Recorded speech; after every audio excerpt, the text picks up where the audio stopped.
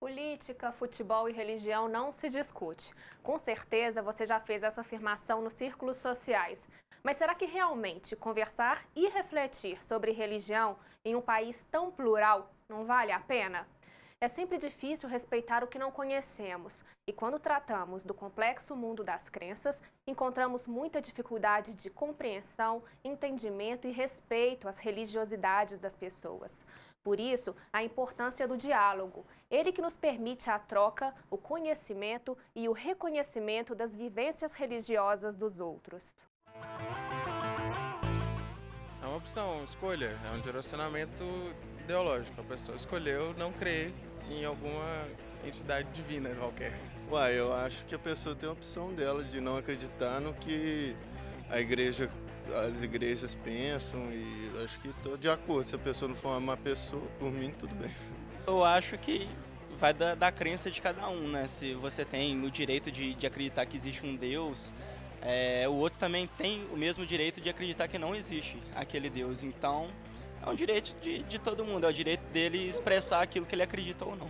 Cada um tem um tipo de opinião. Crer em Deus é algo muito acima do que sentir. Se a pessoa, na teórica, não acredita e não sente, é algo natural. Na verdade, cada religião representa aí o que... uma missão interior, um reflexo interior de cada um. Somos diferentes, então acredito que as religiões tendem a ser diferentes também. Devem existir diferentes religiões. Eu acho que Deus é acima de qualquer religião. A religião é algo criado pelo homem. E se certa doutrina te leva a seguir certo caminho, acho que é ok você acreditar nela, tanto que você não interfira nos outros. Quando nos permitimos conviver e conhecer as vivências e práticas religiosas diversas, não estamos abrindo mão da nossa própria convicção ou crença. Quanto mais conhecemos as religiões e igrejas, maior clareza vamos ter sobre o assunto. Nós recebemos hoje aqui no Novos Tempos o professor Robelei Panachevitz, doutor em Ciência da Religião e coordenador do programa de pós-graduação desta área na PUC Minas. Professor, muito obrigada pela sua presença aqui no Novos Tempos. Obrigado a vocês pelo convite. E eu queria começar te perguntando, em uma sociedade cada vez mais plural, qual que é a importância do diálogo interreligioso? O diálogo ele é fundamental porque faz a gente se conhecer mais, faz a gente se aprofundar mais na nossa própria identidade, na identidade do outro. Tem um autor que vale a pena depois a gente conversar mais até sobre ele, se for o caso, chama Martin Buber. Ele é um existencialista, ele escreveu um livro chamado Eu e Tu. Ele vai falando e cada vez mais que o eu se relaciona com o tu, mais o eu se conhece, né? E permite também que o tu possa se conhecer mais. Então, em qualquer instância, seja no namoro, né, seja no casamento, seja entre religiões, o diálogo é fundamental para aprofundar cada vez mais o conhecimento da pessoa dela mesma e, ao mesmo tempo, provocar, né, conhecimento da outra pessoa a partir desse diálogo, né? Agora, Roberley, uma vez assim, que a gente tem essa clareza do papel do diálogo na nossa vida, a seu ver, por que as pessoas têm tanta dificuldade de se relacionar, as pessoas, com outras que são diferentes, seja na cultura, seja na religião? Essa é uma boa pergunta, porque a diferença sempre ameaça, né? Acho que essa é a beleza e a dificuldade do diálogo, porque a beleza é que faz a gente se conhecer, aprofundar, entrar mais no conhecimento de quem é a gente mesmo, quem é esse ser humano belíssimo e misterioso, né? Ao mesmo tempo, às vezes as pessoas têm medo, né? Ou desse conhecimento interno, né, que o diálogo pode provocar, ou do próprio diferente. Né? Quem que é esse diferente? Né? De quem que eu estou me aproximando? Quais são as questões, os mistérios que esse outro me apresenta? Seja no campo interpessoal, eu sempre gosto de destacar que seja tanto no campo interpessoal quanto no campo institucional, né? Entre instituições, entre religiões. Quer dizer, porque na realidade o diálogo é feito entre pessoas, né? Sejam líderes religiosos, sejam fiéis, quer dizer, quem está né, em debate, em diálogo, eles são pessoas de uma determinada convicção religiosa. Então, o outro, né, ao mesmo tempo que ele me provoca descobertas de mim, ele também me desafia para algo novo, para algo diferente. E nem todas as pessoas estão abertas a esse desafio. Agora, Roberley, olhando assim a identidade, né? A gente percebe que ela é formada por experiências profundas que a gente se identifica, que vão dando essa experiência de quem a gente é, etc. As identidades necessariamente são fechadas para o diferente? Ou elas podem ser dialogantes sem medo de se perder? Sim, as identidades necessariamente são abertas para que haja realmente novas descobertas, novos aprofundamentos, né? Eu gosto também de uma definição. Tem um autor que chama Paul Ricoeur. Ele tem um livro chamado O Si Mesmo como um Outro. Olha que interessante o título do livro. O Si Mesmo como um Outro. Ou seja, a gente tem um si da gente que é um outro da gente mesmo. Então, a identidade está aí, ou seja, a identidade é essa busca que a gente tem de crescimento, de encontro com a gente mesmo, e isso é trabalhado no encontro com o outro. Então, ele dá duas definições para a identidade. Essa de aprofundamento, que ele chama de identidade idem. Idem significa o mesmo, que é a identidade fixa. Então, nós todos recebemos, ao nascer, um tipo de identidade, né? Você tem a identidade masculino, feminino, se da religião católica, budista, espírita, afro-brasileira, né, protestante. Então você nasce dentro de uma família que tem uma religião, ou como falar na vinheta, né, não tem religião nenhuma. Quer dizer, ele vai desenvolver essa religião ou não vai desenvolver nenhuma religião. Agora, então, essa dimensão que a pessoa já nasce, a gente chama de identidade idem, que é a fixa que a gente traz ao longo da vida da gente. Só que essa identidade ela é relida nos encontros com as pessoas, entre instituições. E aí ele chama, né, o Ricoeur chama isso de identidade ipse, que é a identidade chamada de o próprio, que é a que está em processo contínuo de construção. Então, basicamente, a gente tem essas duas identidades, a fixa e a em construção. A fixa a gente traz desde a infância, que é o que nos caracteriza enquanto pessoas humanas. Se o meu pai ou minha mãe me amaram na infância ou não, não tem jeito de eu voltar lá e mudar. Eu tenho que aprender com isso através de psicologia, né? Terapias e tudo mais, aprender a conviver com isso e me conhecer melhor. Agora, o que eu vou fazer com isso daqui para frente é a identidade em construção. Então, alguém que se sente ameaçado diante do diferente, ele tem ainda problemas de conhecer a própria identidade. Exatamente. Não sei, a gente poderia até dizer que há uma dimensão de insegurança aí, né? Quer dizer, a insegurança faz ele se fechar nele mesmo, se tornar às vezes mais autoritário na relação com o outro. Por quê? Porque com medo do outro ele quer impor as suas verdades. Então, por insegurança, por fechamento, ele acaba não entrando em diálogo. Então, alguém pode ser fiel às suas tradições, às suas convicções, sendo aberto ao diálogo, sem temer que aprendendo com o outro, a minha identidade vai ser bombardeada e destruída. Sem dúvida. Quer dizer, acho que essa é a grande lição que nós aprendemos de tantos outros diálogos interreligiosos que nós já vimos, né, e presenciamos ao longo das últimas décadas, né? João Paulo II andou provocando, né, vários líderes, né, a sentarem juntos e a orarem, a rezarem pela paz universal.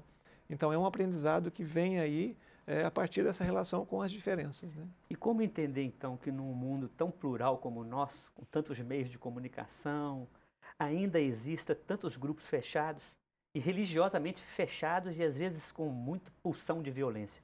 Eu acho que aí tem várias respostas aí, né? Uma primeira que me vem é a questão do medo, né?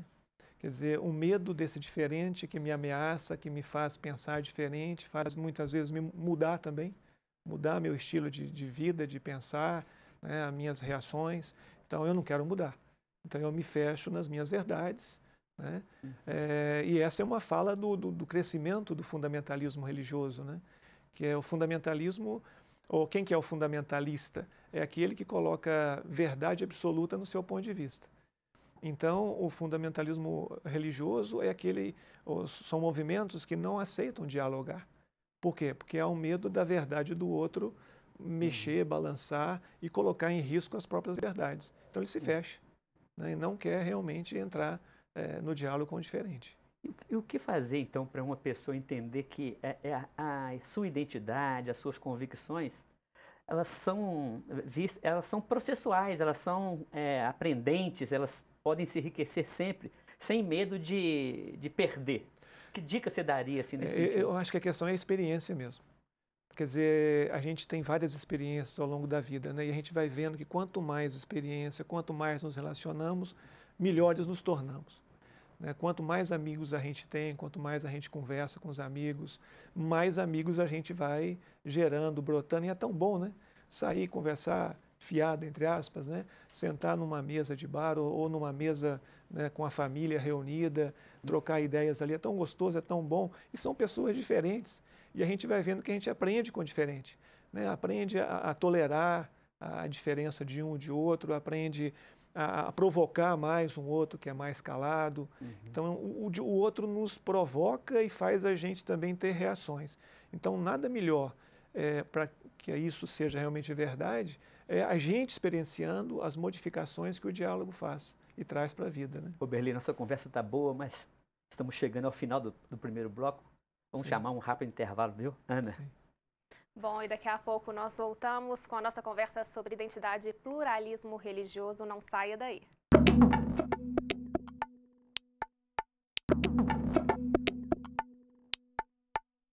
O Novos Tempos está de volta e hoje estamos falando sobre identidade e pluralismo religioso. É muito comum conhecermos pessoas de diferentes religiões com tradições e hábitos diversos. Respeitar essas diferenças é fundamental, principalmente porque o objetivo das religiões é transmitir paz, princípios e valores. Conversar sobre a importância do pluralismo religioso é fundamental desde cedo e deve ser ensinado ainda na escola. O Brasil é um país muito plural, tendo população formada por pessoas com origens em diversas partes do mundo. E quando o assunto é religião, não é diferente. A miscigenação de culturas levou a uma grande variedade de crenças e manifestações de fé. Embora ainda majoritária, a crença católica tem dado espaço a outras religiões. É o que o censo realizado pelo IBGE em 2010 mostra. Segundo a pesquisa, comparado ao ano 2000, o número de pessoas que se consideram católicas diminuiu em 9%. Em contrapartida, a porcentagem de evangélicos, espíritas, ateus e outras religiosidades cresceram. Buscando representar a parcela da população que se considera sem religião, foi fundada a ATEA, Associação Brasileira de Ateus e Agnósticos. O papel da ATEA é representar os ateus, né? Lutar, né, pela laicidade do Estado. A partir do momento que essa discussão é feita, né, as pessoas têm mais chance de aprender a respeitar a opinião que não são que não estão de acordo com aquelas que elas têm, né? Trabalhar a pluralidade de religiões para estimular o respeito ao diferente é um dos objetivos desta escola de Belo Horizonte. Apesar de ser um colégio católico, o plano pedagógico prevê o estudo de várias crenças religiosas. Todas as séries têm a disciplina ensino religioso e a nossa matriz que a gente utiliza, ela trabalha a diversidade, a pluralidade, então, o tempo inteiro. Se estuda todas as grandes religiões, o que elas têm em comum e como é que elas poderiam contribuir para uma convivência melhor entre todos. Como forma de expandir o conteúdo dado em sala de aula, o colégio promove a Semana do Sagrado. Cada série fez uma atividade diferente, a gente dividiu as atividades e a grande temática era exatamente essa pluralidade, essa diversidade cada vez mais presente no mundo. E os alunos mostram que aprenderam bem. A princípio, o trabalho foi uma pesquisa com o objetivo de desenvolver os aspectos entre as religiões, suas semelhanças e também as suas diversidades. E a gente percebeu que, ao longo dessas pesquisas, todos têm um bem comum, que é a caridade, o próximo. A partir desses trabalhos, eu percebo que a religião ela acrescenta na formação do cidadão também como uma pessoa. Por isso que eu acho muito importante retratar na escola. A partir do momento que a gente tem conhecimento de várias religiões, a gente tem a liberdade de talvez participar de uma delas, porque a nossa escolha, a nossa religião não tem que ser somente a partir da família.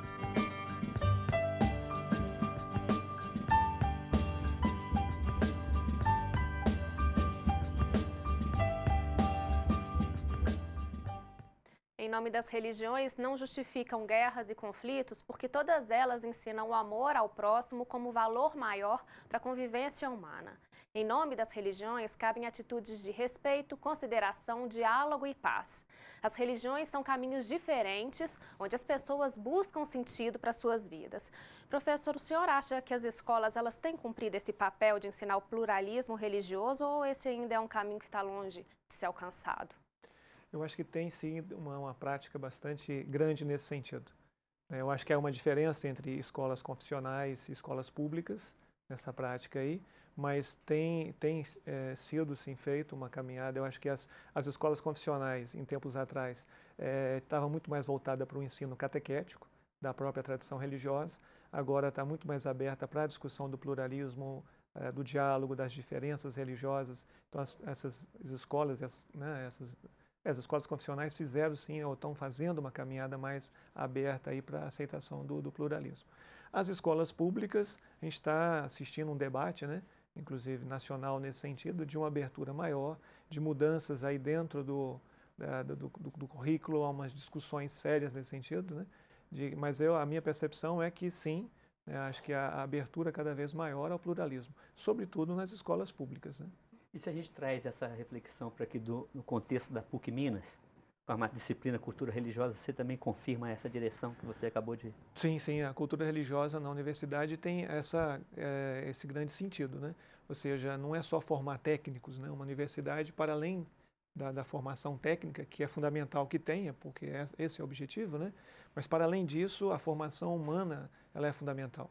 Né? E a disciplina cultura religiosa tem um dos grandes objetivos é esse, é trabalhar a formação humana. Então, aprender a lidar com o diferente, aprender a lidar com as religiões é um dos valores, é um dos princípios cristãos. Agora, Roberley, se a gente amplia a responsabilidade social com a educação para a família, também para a escola, mas também para toda a sociedade, para as instituições, para os meios de comunicação, você acredita que nós estamos avançando nessa direção de formar pessoas comprometidas com a cultura da paz, da inclusão e dessa convivência planetária?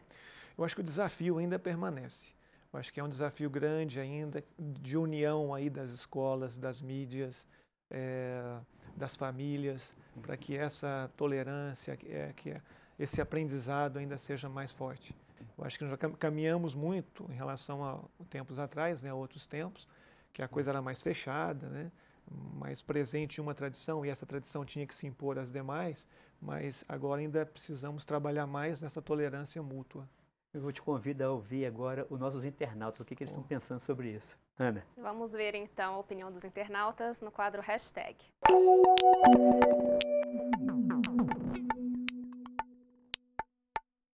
Gente, eu vou pedir para vocês darem uma olhadinha aqui no telão para a gente ver o comentário dos internautas.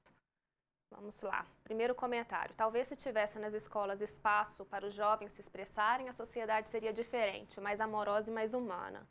Segundo comentário, a religião deve servir como base, fundamentos, princípio, mas jamais para argumentos que levem ao conflito.